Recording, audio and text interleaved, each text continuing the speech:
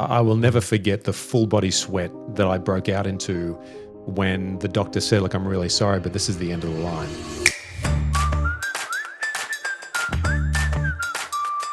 So you became a coach to help people, but no one told you how to build the business behind it. Welcome to Coach as Entrepreneur, the show for coaches building real businesses with systems, strategy, and heart. Build a system, serve your clients, and support your family. Today, we're here with Phil Hayes-St.Clair, executive coach, serial entrepreneur, and partnership strategist. For 20 years, he's helped CEOs and founders build high value partnerships that fuel growth because growth doesn't happen in isolation. Life's too short for partnerships that don't work. Phil, thank you so much for joining us today. You bet, I'm Dave. really excited for this. Thank you. I'm super pumped to be here as well. So, Phil, I'd love to just kind of get into a little bit about your background so people know where you came from and how you got here into coaching. Yeah, no problem. Well, maybe an unconventional path. Out of school, which feels like a long time ago, I enlisted in the Australian Army. I thought that I would retire a professional soldier. That was my dream to do that. My family had a little bit of military history inside it, but I was really captivated as an Army cadet at school. Found brotherhood, found purpose, and really loved it. So enlisted. My intention was to be a pilot, and I got through to that point. Sadly, they found that I had an eye condition that I never knew that I had, which prevented me from flying at night. And that's when a lot of military flying happens. So I had to leave the military.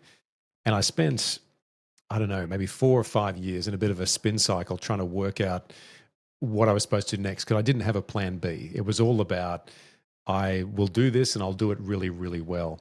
One thing I did learn through that process, though, was to find the best leaders I could find and learn the language of business that I now have today. But coming out of the military in a very in a system which was all about doing one job really, really well, I never had exposure to things in business. So I left there. I started working in a call center, taking calls for people, and this will date me, but it was back in a time when people were calling up for phone banking because internet banking still wasn't a thing. People were calling up and saying, "How much money is my account?" So I would spend my days speaking to hundreds and hundreds of people, answering really basic questions. But what I learned through that process was that when you talk to people and they have a very immediate need, if you're able to solve that need very quickly, then they feel really grateful for that. And I just got really, I got a huge amount of fulfillment just by sorting that really simple need and becoming excellent at that. Over time, then I moved through the bank and I learned a bunch of stuff and, ended up in doing merger and acquisitions for banks. And one of my mentors there at one point said, "You know what? You've got a way of helping people do things they ordinarily wouldn't do. You should maybe go and do this on the outside. Stop doing it inside the bank." So through that process, I got my undergraduate degree in science. I then went on to do an MBA, and I built then 8 companies off the back of that starting point. And all the way through that, it was about trying to adjust the status quo to make whatever I was focused on a little bit better. Of course, you raise capital, you build teams, you learn what it's like to carry the load for everything. You learn where your sweet spot is, you learn where you're really good, and you learn where you've got some really blind spots to the way you lead, the way you communicate. And through that process, I guess I always had mentored people who were either coming out of the military and trying to work out what their path would be. I was very passionate, still am today, about collapsing the time it takes for somebody to find their next journey and find their next path. And so, to some extent, I've been mentoring or coaching for a long part of my entrepreneurial time. So, 20 odd years, 25 years. And so, the natural evolution to becoming an executive coach wasn't a very large step to take because I take huge enjoyment and fulfillment by helping people understand that they are in fact capable of doing something different. Sometimes you just got to find a way to hold the mirror up to them in a way that makes sense to them at the time. Yeah, I think that's wonderful that it's such a it sounds like it's such a straight very easy path where it kind of just flowed from your first days at the bank to where you became as an entrepreneur and into coaching. I imagine that would have been really difficult for you at the time when you found out you couldn't be a military pilot. Yeah, it was awful. I mean, I still remember, and I tell this story often. Sitting in the chair in a military hospital with an eye doctor, looking over tests and trying to work out, because they obviously invest a lot in you financially, to Mm. get you to that point. I was at the beginning of that journey, and the trade-off they need to make is by the time you've gone through all this testing and you're looking like you're suitable, they've already invested a lot of time in that, and the number of people that get to that point is very, very small. So the question is, can we find a way to make this work? Because you obviously want Yeah. to do the job, we want you to do the job.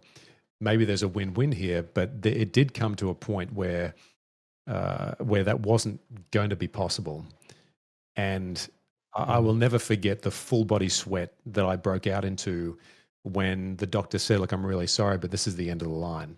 And it was very, he made it as compassionate as he could make it. But for somebody who had Mhm. very much zero life experience beyond this one environment, it was wow. Like, how do I even process that? Yeah, Like, it was just you're right. zero plan B. Now, you look back on it, you look at the experience and everything else since then, it feels like that was a tricky thing to try and navigate. I've had moments like that Mhm. since then, but I don't think anywhere near as profound. And so Right. I think, when we're in the military, we do a lot of training to teach us to get Mhm. ready for moments that you need to do difficult jobs. And, it can be very arduous. And the reason we train so hard is so we can fight easy, right? So we know what we're doing at Right. the time. I can imagine that if your life had been leading up to that one point, that goal in mind, a lot of your identity and purpose is wrapped in that. Oh, yeah. And so then it kind of gets pulled out from under you. And then it's just like, so I know because some people end up like kind of spiraling a little bit, just like trying to figure out like what is it all about now? Like my life has no meaning. Like that's the really drastic version of it. Obviously you were able to come out of it, but did you have like that kind of that moment where you're just like, what do I do? Yeah. Like, Yeah, you bet I did. And I think this is the thing for anyone who's come out of careers which carry massive purpose as part of it, right? Like you could be, yeah, somebody in healthcare, you might have studied nursing or being a paramedic or being a doctor, and you've done that for basically everything you knew led up to the point where you decided to do that job, and you've studied hard and you've done the job and everything else, and all of a sudden one day, whether the circumstances in your control or not, it yeah, stops. And the question is, yeah, well, what do I do now? Any of that is exactly the same. And it's very difficult because you have all these thoughts about whether what you've just done is sunk cost, what time have I lost, how long will it take me to find mhm, what's next? And this is an extremely common circumstance, particularly for people who go through management careers. And then, for whatever mhm, reason, the company, the culture they've been part of for a long time decides their role is no longer required. That very quickly has yeah, transference between that role is no longer required to I'm no longer required as a human, right? And that is the right, devastating reality of commerce and capitalism. Sadly, yeah, as humans, we tie ourselves to these very purpose-driven values that if they're inculcated into the job that you've done, it's very easy to fuse what you know as to be yourself and your humanity to whatever that mission is. yeah, And that is really hard yeah. to decouple from. So my father had a stroke, and Sorry it to was hear a that. very big.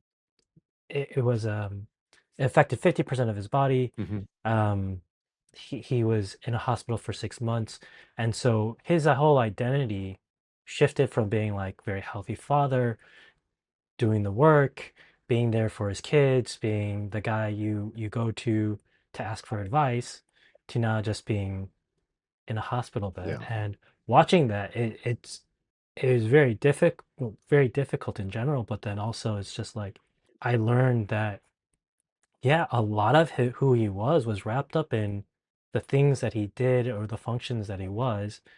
And so I mean, he was in that spot where it was, yeah, deep depression for for a while Yeah. because of that, and because a lot of other factors in there, not just because of the work, but and so I imagine that because you've gone through this experience too, like as you're coaching, you can help people at a deeper level because now they're transitioning or they're transitioning from one thing to Mhm. another, right?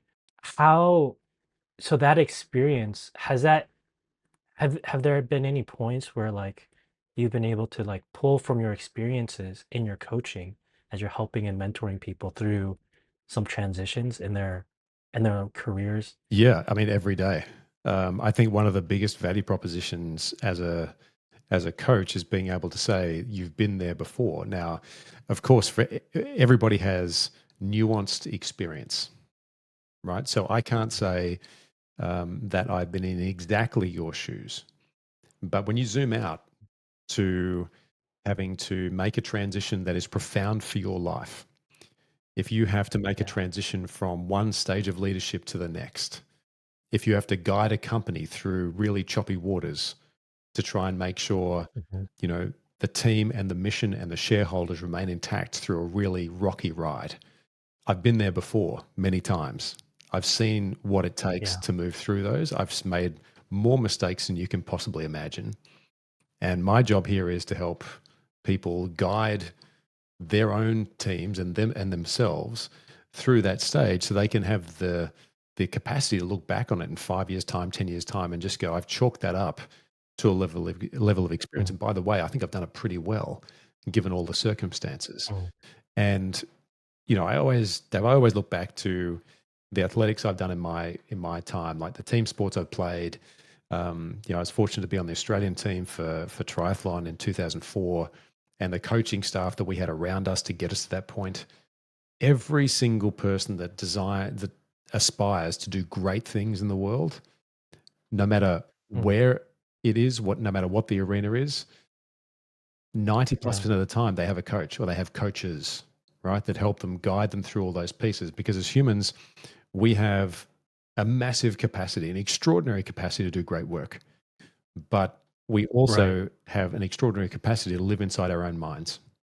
And so having a coaching staff around you to create the guardrails, to give you a little bit of direction and frankly, encouragement, right, to keep pushing through is something which I've always been surprised that more executives don't take advantage of when in their lives, Yeah. almost universally, they've had coaches in other parts of their lives and they've gone, it just worked out really well. And I said, they go, well, why have you not got a coach here?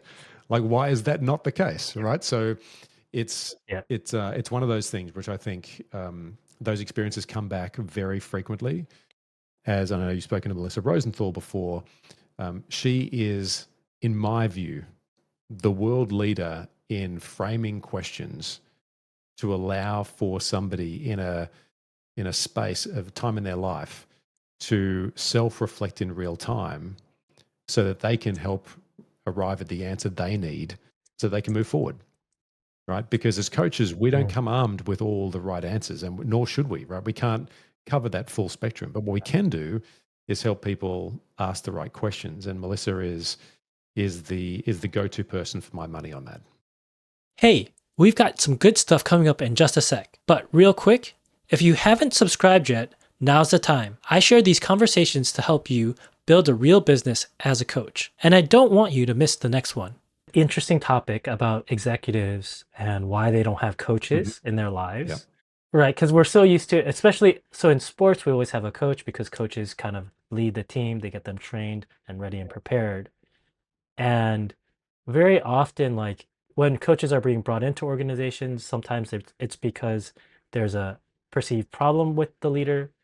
Sometimes, they'll bring in the coach because they just want to generally make the leader better. right. In your experience, I assume you've met both executives and both types of leaders, Yeah, right? How do you get them around this idea of this isn't because you're bad, this is because this is like an opportunity to become even better. How do you get them around that mindset of, you're not a bad person, bad leader. This is actually to help you even become better? Yeah. So there's actually a third option here, right? So, and the third option Okay. is the leader who goes, I have always thrived when I've had a coach, and I'm doing really well, Mm, but I know that I have a next level of capacity and capability. I need to find a coach who can help me with that, right? So there's a proactive side and a reactive side to all of this, and I think by the time a board or an executive, if they're not developing their own people, right, deliberately, and mhm, they've thought, well, this person needs a coach, then of course there's opportunity there. But my experience is I like to come at the curve where the person is self realized that actually I can become so much stronger in my domain, so much happier in my domain, because I'm aware enough to yeah. know that I could leverage a coach to help me navigate all this life. I wrote a post recently about the CEO mind load. And the CEO mind load is something, and we're talking about executives here across the board. So anyone who is carrying Mhm, a reasonably high leadership load, could be the chief executive, could be on the C-suite, could be a VP, could be somebody coming through the ranks quite quickly technically. These people have an enormous amount on their mind, right? Because what people forget about is that these people, once they eventually leave their work mind, not the office, when they leave their work mind, then they have a whole mhm, range of other things in life to worry about. They've got mhm, their kids. If they're of our age, they're parenting up for their parents. They're looking after their parents as they age. They're looking down and looking after their kids as they're growing. And mhm, that means that they have to be present and they have to be thoughtful and they've got to be responsible because they're also not just casting a leadership shadow at work, they're casting a parental shadow at home, right? And being able to mhm. balance all of that. And that assumes that the people that are going through that have got happy marriages, have got healthy parents, have got all these things. And that's never the case all Yeah. the time, right? So they then have to somehow appear calm and steady and thoughtful and not reactive. And when we're talking about women in Mhm. leadership, they've also got to rise above a whole bunch of bias to be part of that in their workplace and then carry the load at home because women often carry the majority of the load when it comes to the domestic affairs. So that's a long way of saying if somebody has gone, look, I think I need some help to scale myself. And that's Mhm. not just scale as in like the unicorn startup way, that's to scale my own capacity to think clearly through Mm, decisions, to quarantine different thoughts, to know how to deal with really difficult circumstances, how to show up when you've got so much on your plate, it is literally overflowing, to have the tools and the technique, mhm. and frankly, a safe place to talk and to vent and to rage against the thing that is really frustrating you, then that's what coaching Mm, provides.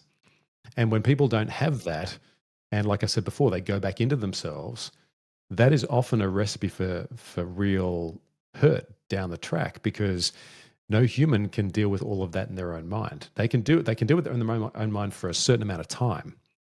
But at some point, that's mhm, going to hit a break ceiling point in men and women. And mhm. given how much they've invested in their own lives, wouldn't it be nice if you had a coach that could help you work through that? Now, I know that I'm sounding very self serving by saying that, but I had coaches when I was a CEO that I simply Yeah. would not have been able to achieve what I achieved without them.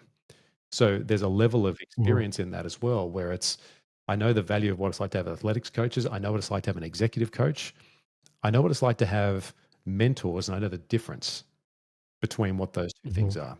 So I think it's just Yeah. very important to know that there is probably that third one here. And if you do get in inverted commas allocated a coach, or if there's something there, Mhm, there are two ways to think about that. I think as the individual having something had happened to them. Number one is that the people who have brought you the idea of a coach see immense potential in you, but there is likely to be some stuff to work on. So use that mhm. opportunity to work on the stuff, right? Um, Yeah. the other part of it is a coach might look like they're brought in to help you with a particular work issue, but the best coaches I know have gone, so want to be great at work, be great at life. Right, let's pull apart Mm, all of the things so that we can understand why you might react in a certain way as a consequence of whatever it is. And in my experience, 80% of the time, people are really struggling at work is because they're trying to fight something at home, which is really difficult and really tricky to do.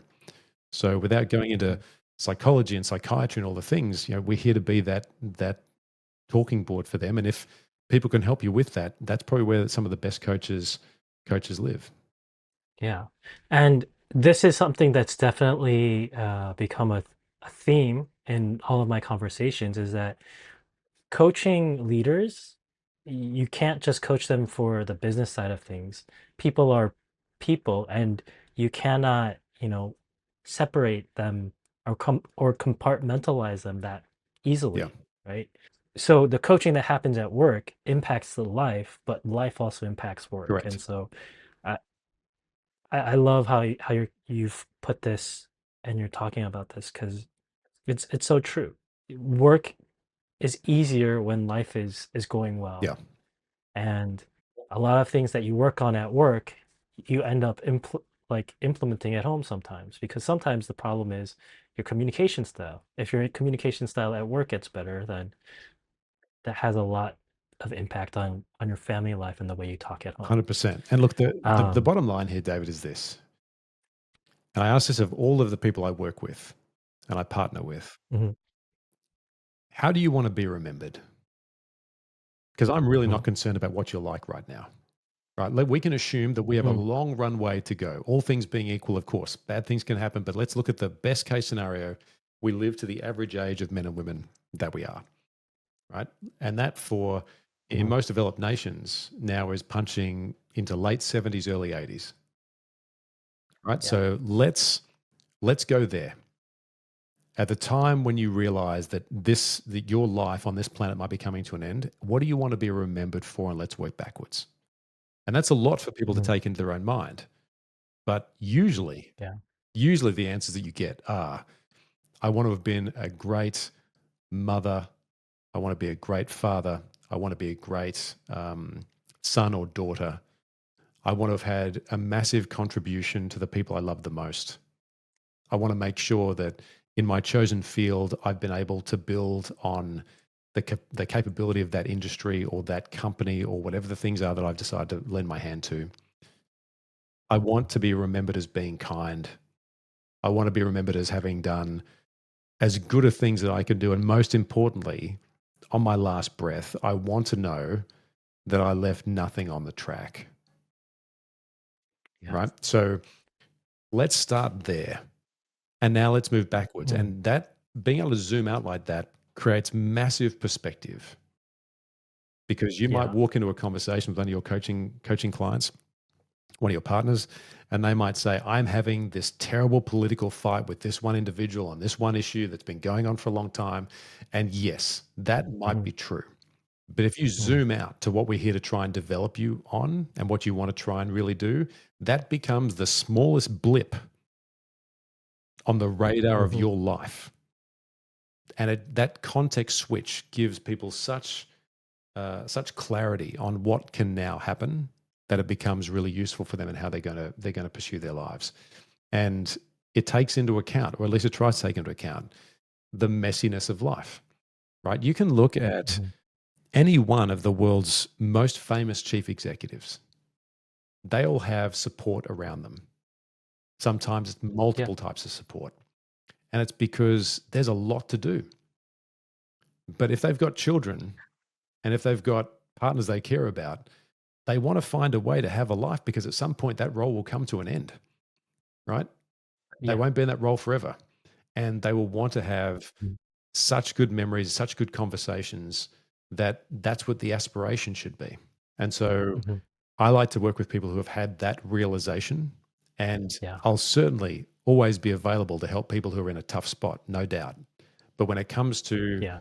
the kind of path you can create for somebody, there's a resistance that you can sometimes move away from because somebody's gone, so you've been brought in to help me because they think that I'm problematic. That's not the kind of gig I'm all Mhm. about. I'm about the people who go, actually, you know what? There could be a really superb way to scale you. Um, and we're Yeah. going to work on those things over a 6 month period to turn the way you think about your growth completely around. Yeah. How do you go about that the client qualification, like how do you go about that process of working with the right clients?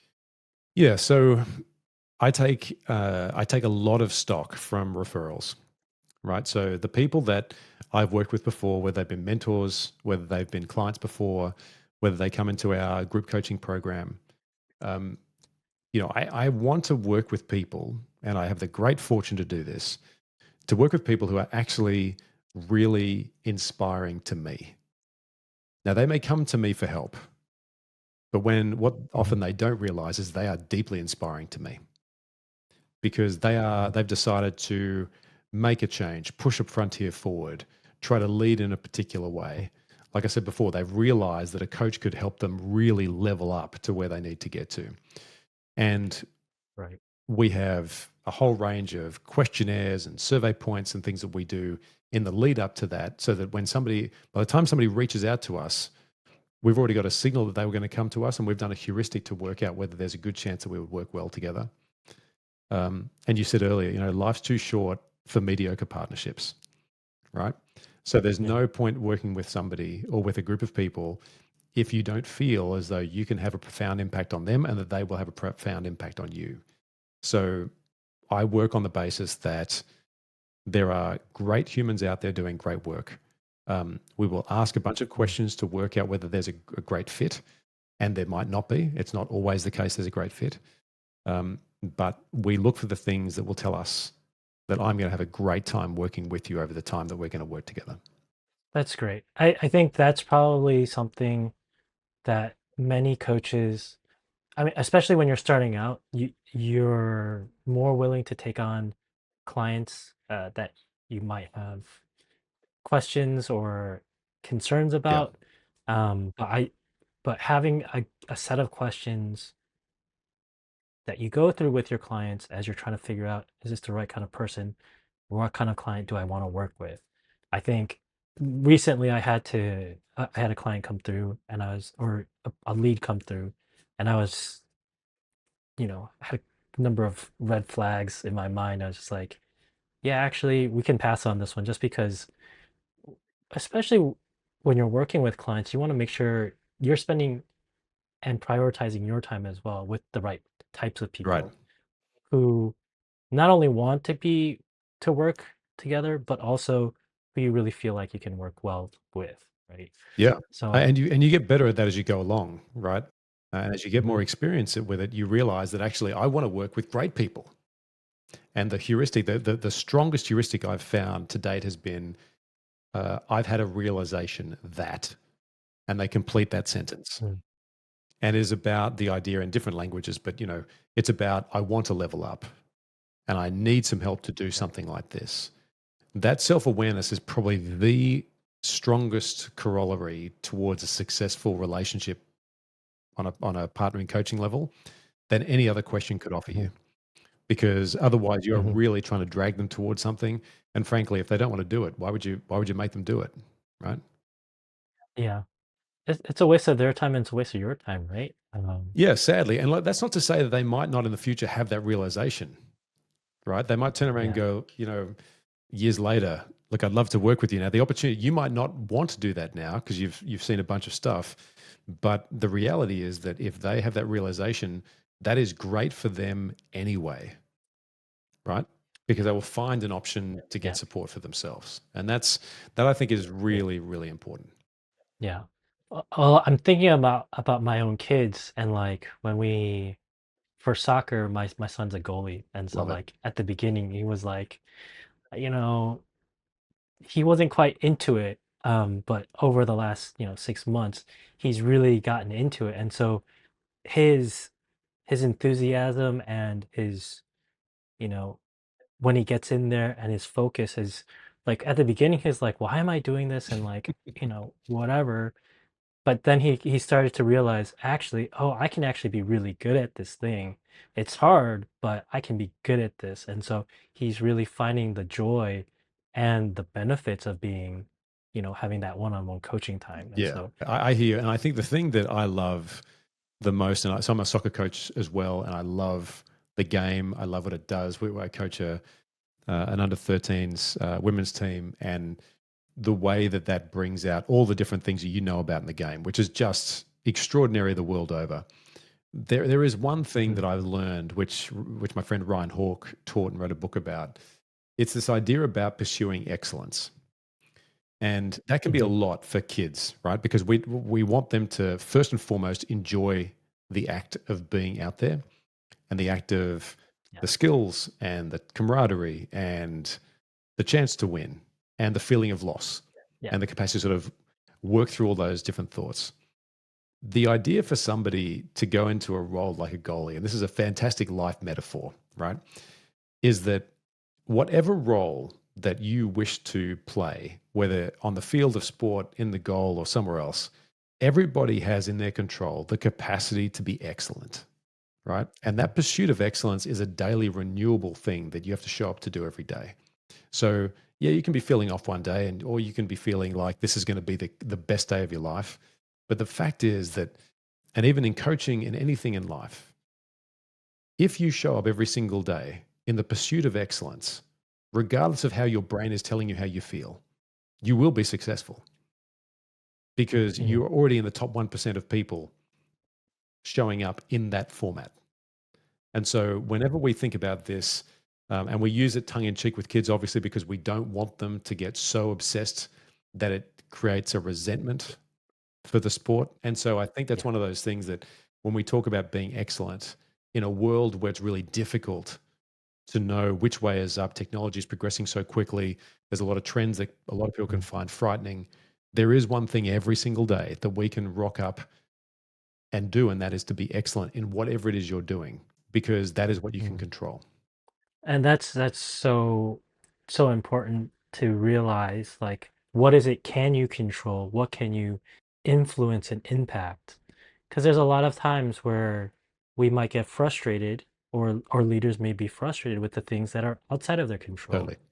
And yeah, understanding that and coming to accept I can only control this much and all this other stuff, you kind of have to learn to let go a little bit. That's it. But there is a complete universe of things that you can be excellent at, right? Mhm. And when people sort of say, well, so like what?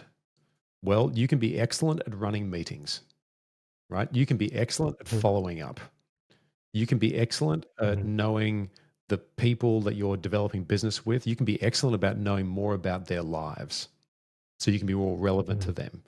You can be excellent about saying, I'm going to be home for dinner with your kids and your partner and absolutely nailing it 90% of the time because the 10% you can't, you'll get some leeway for that, right? There are all these Mhm. things that we can all do amongst our busy lives. And the key takeaway is pick the things you can be excellent at and go for it. Yeah. 100%. Um, just talking with you right now, I can tell you've worked with a lot of coach leaders, and that you've really had an impact on their lives. I'm just wondering what's been something that's been really rewarding for you as you've been a coach?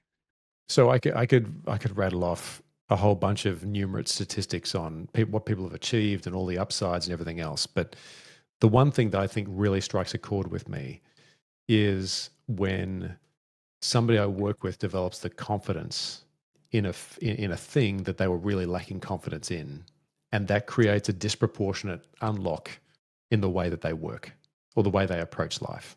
Examples stem from I was never really confident about, pitching an idea around a partnership or a growth lever or a go to market strategy because I just didn't think I knew enough about the topic or the subject or the industry or the market.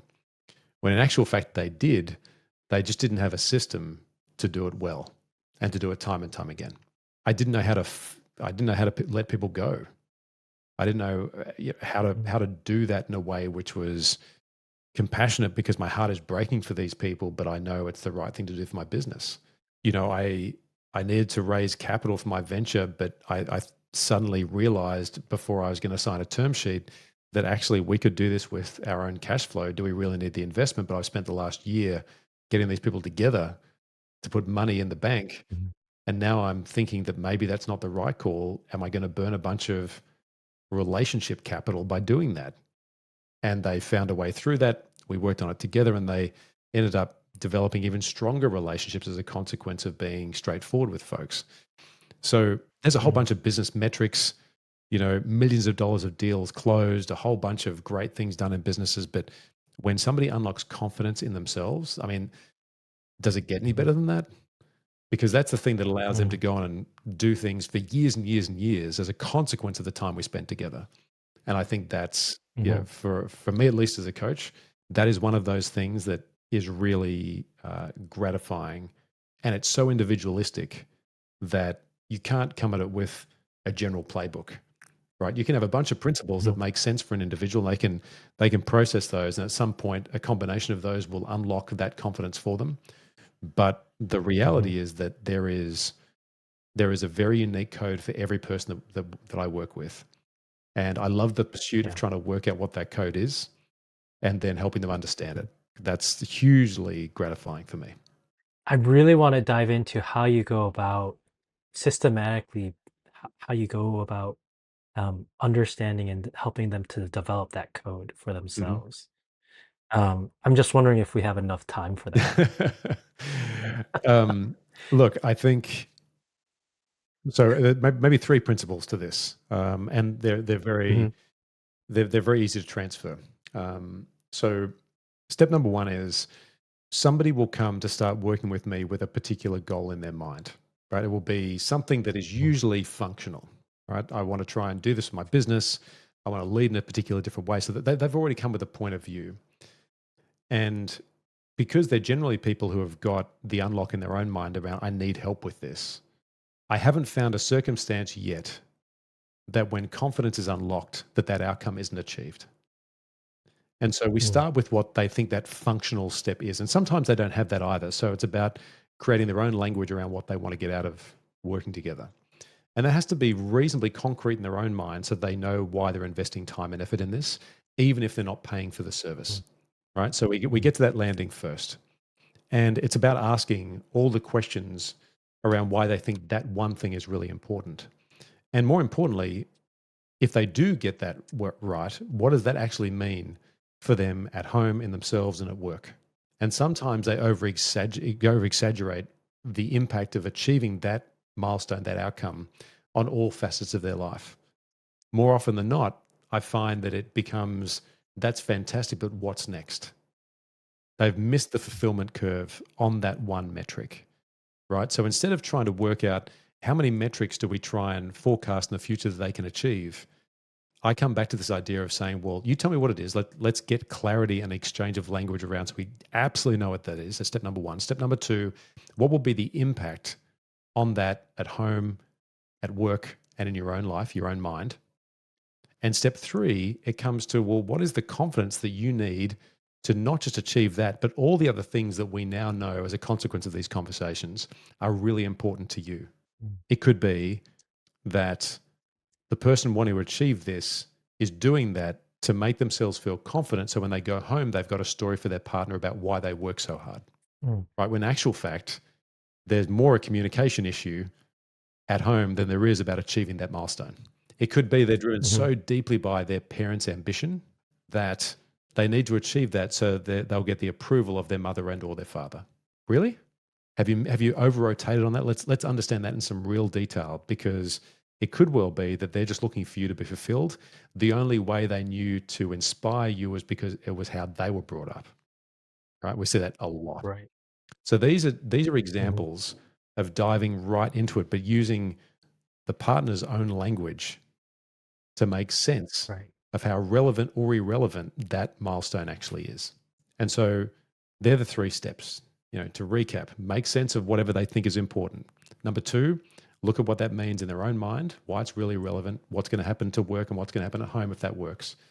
And then to what extent is confidence lacking to achieve that? And when we unlock that confidence, I think it's really important to note that so many other parts of life unlock as a consequence. And usually the milestone Mhm, they originally came with pales into insignificance compared to the confidence they mm. now have to achieve the things they really want to achieve in their life. Yeah. Does that make sense? That's wonderful. Yeah, that makes perfect sense. And that is I think that is like such a such a great process, and it's simple, easy to understand. Reflecting their language with them, helping to them to walk through and understand what are their goals, but how does this actually impact and how does it change your life? I think, yeah, this is something that a lot of coaches could implement working with their own leaders. So I thank you for sharing that. Sure. Um, I do really want to jump into like the business side of things Mhm. because of your previous experience before coaching and as you're building your coaching business and continue growing that, I'd love to know, currently it sounds like you've got a small team with working with you, correct? With your coaching Yeah, I business? have I have two assistants and me. So it's a Hmm. very small group. Okay. Okay. And so when you started, did you start with assistants or did you just start on your own? So I spent a year trying to understand what I would offer as a coach. And as you alluded to earlier, I have a particular interest in how businesses partner together to grow. And so the idea Mhm. and the reason that came to pass was because when I was building all of my companies, we never really had massive balance sheets to be able to do all the big distribution, the big advertising that other companies that we were essentially fighting against as competitors had on their balance sheet. Nor did we have Mhm. the capacity to engage usually with really large companies in our supply chain. And this is extremely relevant in the context of healthcare and biotech, right? Where there is in Australia, they're very small industries. Our nation is Mhm. roughly 26 million people. We pull a lot of things from overseas to make our healthcare system work. And so Mhm. being able to punch above your weight when it came to partnerships is really, really important. And I love that.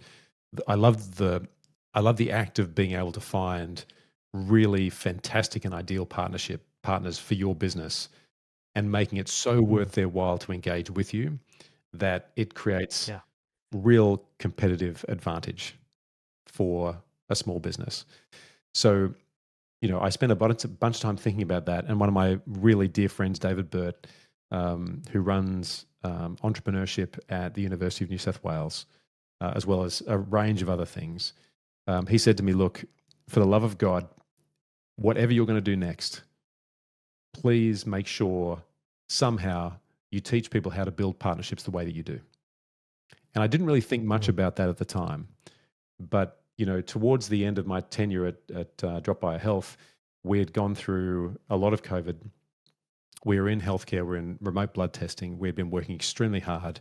Our business was really starting to fire. I got very badly burnt out, and I found Mhm. myself going away for a weekend just to sleep and catch up and recuperate. My wife and I have this ritual where twice a year we send each other away for what we call a reading weekend. So every quarter, it's either me, other quarters my wife, and we take our favorite food and a bag of books, and we go to an Airbnb or somewhere that's remote, and we do nothing except just be by ourselves and read and just do that. In this case, I went Mhm. to an Airbnb, bunch of food, some books. I was so tired I couldn't even read. I slept for 12 hours straight. I woke up and then I, for some reason, wrote this manifesto of how I would teach people how to partner for their business. Distribution Mhm. partnerships, supply chain partnerships, product development partnerships. And that was Mhm. my first step into, um, I'd like to be able to teach more of this.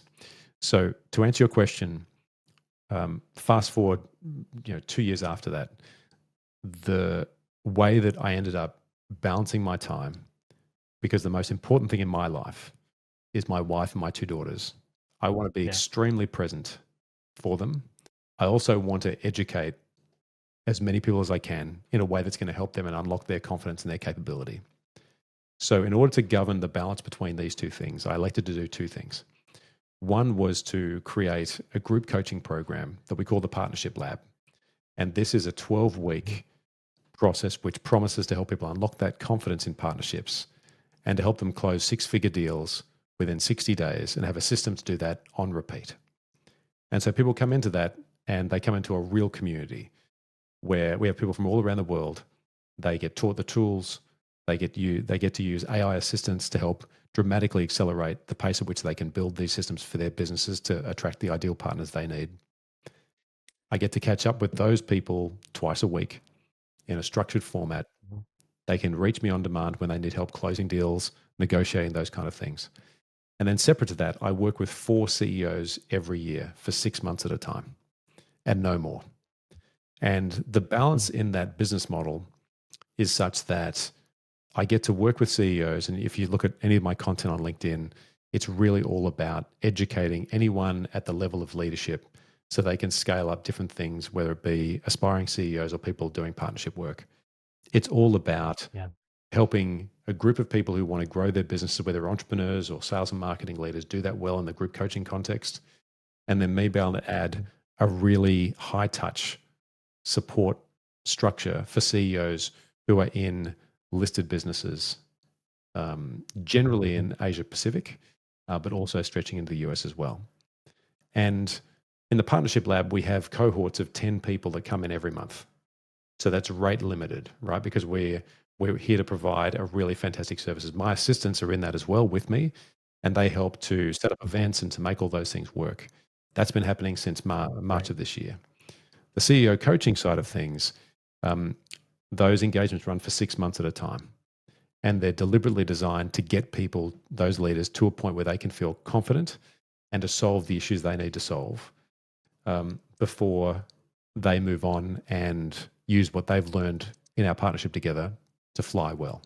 Yes, we do sponsorships and advertising through podcasts and newsletters and all those sort of things, but the business model generally is um, group coaching program, which we've learned from a bunch of Mhm. experts around the world, is the most scalable way to teach and to empower people. On the CEO Yeah. coaching side, it is deeply confidential. We don't talk about any of the work that goes on there. And Mhm. the only way that you would know that I've worked with a CEO is if that CEO referred you to me to come and work with me in a similar kind of arrangement. There's never a point we Mhm. discuss that work because it is strictly confidential. But that Right. balance for me creates sheer fulfillment and wonder because I get a chance Mhm. to work with people on their deeply personal schedules and issues. And I get to see the great unlock Mhm. with a larger group of people who are fully invested in building out fantastic businesses. And Mhm. I'm really loving that. I love what you're doing and what you're talking about because this is something that's generally very difficult for coaches to kind of develop and get Yeah. to. And I assume that because you've been a CEO and you've run your own businesses, that that has really helped you to be able to develop your coaching business, right? Um, I think one of the hardest parts for most coaches who are starting is this whole idea about marketing and creating visibility for Hmm. themselves. And so you also have your own podcast. Yeah. What else are you doing to let people know about you and what your coaching group, and how they can work with you? Yeah. So there's four avenues to that essentially. So and you're right, being able Mhm. to get above the noise is really really important, and it's hard, right? When I first started, I Yeah. was really wondering how do you really do this, and do it well in a way which is not salesy and it's not, really didn't want to employ a whole bunch of tactics that you and I are probably subject to most days with repeat emails coming out and just bizarre things. It's like, ugh, like I Yeah. don't have time for that. And nor do I want to be Right. I don't want my brand to be tied to that, right? Because we Yeah. want it to be deeply authentic. So you're right. Yeah. I have a podcast which we publish 3 episodes a week. It's called the Partnership Playbook. And this is, I'll be really honest with you, Dave. This is one of those situations which I get such an enormous, like a disproportionately large amount of joy from because we're able to attract and put on people on our show where I get a chance to have a 1 hour, 2 hour conversation about business and partnerships and life and doing those things really well. It's a bit like this. Mhm. We get to have this one-on-one conversation and it's mind-blowing for me. We Yeah. get to share that through our feed and we make it insanely valuable, right? And that's Mhm. governed by a range of things. Yeah. And that's on the podcast. On the newsletter that goes every Wednesday, it's called the Wednesday Partnership. That serves 3 specific reasons. We want to give you a case study but you can see this is actually happening in the world. Just in case you've heard that partnerships are a great thing, but you've got no idea how to pull them off. It is happening all around the world, all the time. And here's a great example of brands doing it right now. There is Hmm. a question that I often get from my audience that I then respond to, and I give them a very practical way to move through that particular issue. Things like, how do I bring a partnership to an end? A partnership feels stuck. I don't quite know what should I do? What are my options? All of these things, which are designed to be deeply, deeply practical. And then every Thursday, I release a 10-minute tutorial on the podcast feed, which we include in that newsletter. And so within no more than 10 minutes every week, anyone who subscribes to the newsletter will hopefully get huge amounts of value from what we do. And then, of course, at the bottom, if you want to take up joining the partnership lab or booking in a coaching sprint, then you can do that from the links you find inside that. Pillar number 3 is that I spend a very significant amount of time creating content for LinkedIn. And I do that because education is a key tenet of what I think coaching should be. Now, there's a lot of content all around the internet. I've decided to focus on very educationally dense material that if you're a sales and marketing leader, you will get great value from that for free. If you're a CEO or aspiring CEO, I will give you something else that might tip the balance of the world in your favor a little bit, so you can think differently about something. We publish 5 days a week, so there's a lot of work that goes into that, and we reuse that content a lot, so people are able to pick it up and use it, in conference work or whatever else to make that work.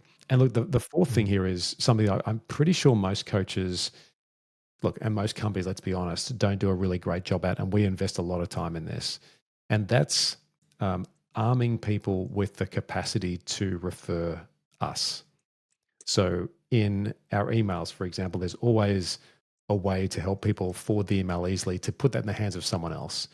If somebody is going to refer someone to the partnership lab, and that's right now $2,700 US to join for the 12-week program, if someone refers that, we'll pay you $500 US without even asking any questions once you refer someone. So we're trying to make it very, very easy for people to get involved when they've seen value in what we do, because that's a lot of the marketing that people are often, I think, frightened to ask about. In the Australian context, often people feel a little bit nervous about making money from a referral. What I try to encourage people to understand is, you are helping make my business sustainable, so I want to reward you for that. It's really important to me that I say thank you for doing that, because without a lot of that, then we'd really struggle to do what we do. So it makes it very worth our while to make that work. So they're sort of the 4 ways that we drive our business model. And I think it's fair to say that, in all the businesses I've built, I've always been a fan of a very, very strict focus on the mission. But I like preserving optionality, because the world goes through different cycles. And group coaching is great when the cycle is in a particular format. CEO coaching is always well needed. And the content that we create can live on the internet for a long time to come. So that's how we structure it. Throughout your systems, what is there any particular technology or tool that you're using that helps you to accomplish all of this? Yeah, I mean, we use a number of tools, and there's quite a few of them, right? Depending on what we're doing, whether it's in podcasting or newslettering or our lead generation or the way we do CRM. So, a short list. We use Kit, formerly known as ConvertKit, for all of our email work. They are fantastic, an amazing team. Customer support like you've never seen. Like they're just really fantastic. We use Riverside for all our podcasting work. We have post-production team based out of Melbourne in Australia. I'm based in Sydney, so we send a lot of our material down to there. My VAs are all overseas, and they're amazing people that help me make my business work. When it comes to LinkedIn, we use Sales Navigator to understand more about the people we're going to work with, and to understand if they're right fits for us.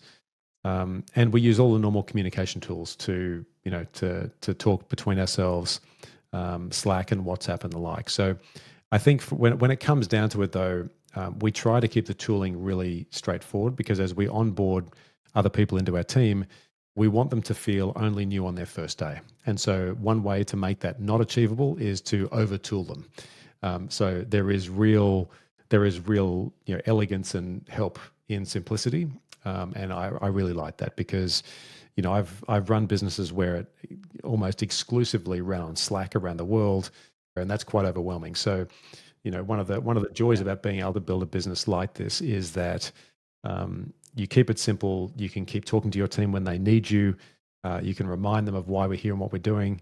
You can make it entirely worth their time to be part of the organization, and you can have a good time doing it because we work a lot, Yeah. we invest a lot in this stuff, but at the end of the day, I'm looking whenever it is going to be my last breath, and the Yeah. most important thing for me is I've made a huge contribution and created opportunity for my daughters to do what they need to do. I've been an outstanding, Mhm. relentless partner for my wife as she does all the great things that she does in her life. I feel fulfilled in what we're doing here in the work that I've done, and that for all the mistakes I've made across everything that I've done before, I can look back and say the contribution I've left in the world is significant. And so, I think with all of that in mind, that's the guiding principle around all that I do.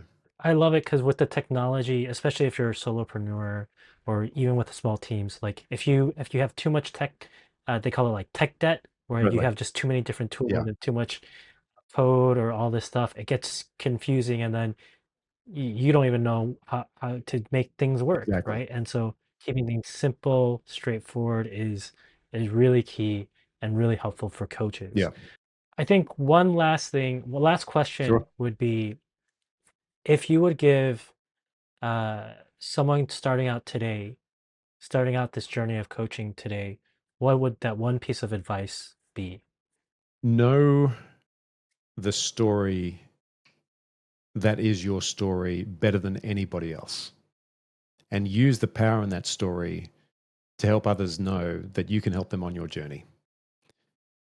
Mm, I anchor on that because depending on your culture, depending on your background, if you have come through a very corporate experience, if you've come through a very military experience or a government experience, that experience will almost dictate the way that you tell your story.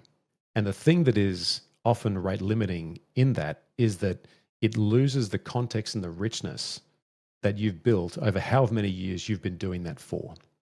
I could tell you that I've been in the military, that I'm a scientist, that I represented my country in sport, that I did an MBA, that I've run all these companies, built these companies, that I coach and do all these wonderful things. But until you are very, very clear on the fact that you've done all of these things and that they should be part of your story and they make the richness of your experience valuable to someone else, mm, you will be held back. And so mm, my practical advice to people doing this is go and hire a journalist and hire that journalist to unpack your story and using their craft, which is the written word, get them mhm. to present your story back to you so that you can hear a very different, a very well architected version of the Mm, events, many of which you've probably already forgotten because your brain has prioritized the things that you think are most important to what another audience wants to hear, right? right. Journalists do that every single day. They do it, the best ones do it quickly, but they do it Mhm. thoughtfully because they're able to ask the right questions and use the right language to give you the narrative, which will make you often sit back and go, huh, how about that? I am actually pretty good. And you know what? You are pretty good, but your brain will stop you from telling that story because you only have one narrative in your own mind. Yeah. And a journalist will always help the best. Like I said, the best will help you do that. And this is the case for, by the way, anyone making a major transition in their life. You don't have to be transitioning to coaching, right? You might have just been going, I'm going to move from one industry to another, one vertical to another, one country to another. There's a different way that my story could be told. Now, you can go to a marketer, you can go to a branding person if you wish, but I can tell you the short circuit to this is spending time with a journalist, paying them well, and asking them one question: can you help me Yeah. tell my story? And inside of that Mhm. is going to build the narrative, which actually is probably going to do things like, if you're going to coaching, segmenting the kind of people you're probably going to be really well placed to work with, the way you can build trust with them really quickly, because these elements of your story can be brought to the fore at different times. So if there was one piece of advice for me, to you, and to others, it would certainly be that. Phil, thank you so much. I really appreciated this time with you, and I, I wish we had more time. Honestly, there's so much more, and there's so much wisdom that you've got. Um, if there's any way people can get connected with you or find you on the internet, Yeah. do you, Yeah, people can find me at philhsc.com, or they can just search my name on LinkedIn and they'll find me there as well. all right. All right, Phil, thank you so much. And if you're not already listening to Phil's podcast, you definitely should be. I appreciate it, David. Good to see you. That's it for today's episode. I hope you grabbed something useful you can actually apply in your business. If you did, leave a comment or share it with a friend, and hit subscribe if you haven't already. I'll catch you next week.